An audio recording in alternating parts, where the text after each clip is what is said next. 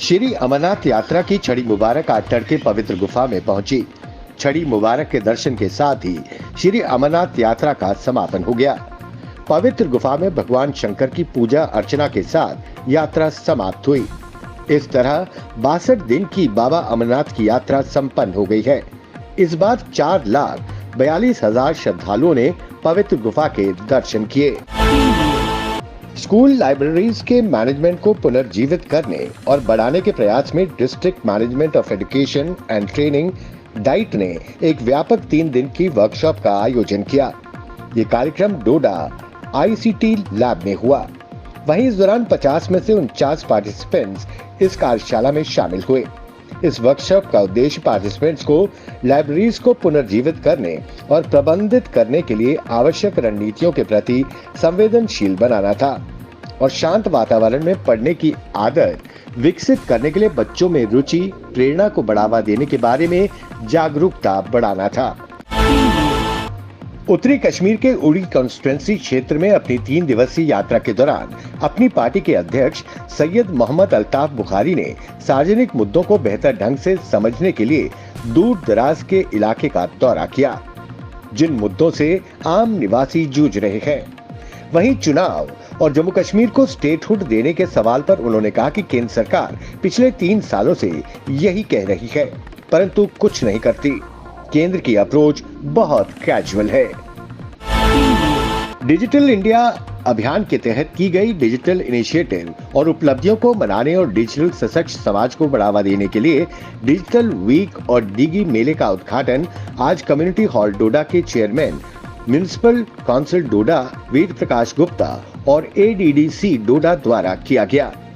वहीं इस दौरान ADDC प्राण सिंह और ADC डोडा डॉक्टर रवि कुमार भारती ने डिपार्टमेंट्स द्वारा लगाए गए स्टॉलों का निरीक्षण किया और डिजी वैन को हरी झंडी दिखाकर रवाना किया। कई विभागों ने डिजिटल इंडिया अभियान के तहत पहल करते हुए अपने स्टॉल्स लगाए थे। विभागों द्वारा मौके पर ही ई सर्विस के जरिए आधार एनरोलमेंट, गोल्डन कार्ड, विभिन्न सेवाएं जैसे राजस्व विभाग, समग्र कृषि विभाग, RDD योजनाओं के अलावा संबंधित विभागों द्वारा दी जा रही सेवाएं प्रदान की गयी। वहीं डिपार्टमेंटल स्टॉल्स पर आने वाले लोगों को इन सेवाओं के बारे में जागरूक किया गया। सुप्रीम कोर्ट में धारा 370 पर सुनवाई के दौरान केंद्र सरकार की ओर से बड़ा बयान सामने आया है।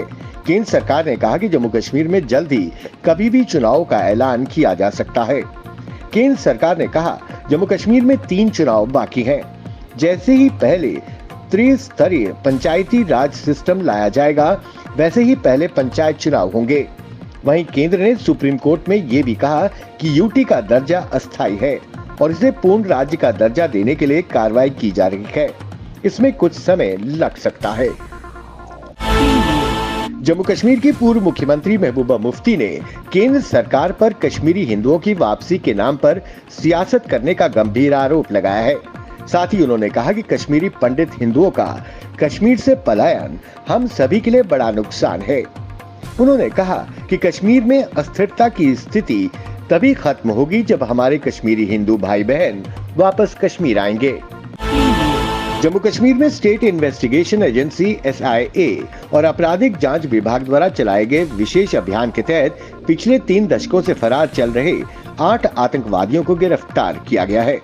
गिरफ्तार आतंकियों में से कुछ ओवरग्राउंड वर्कर और 2 सरकारी मुलाजिम भी शामिल हैं।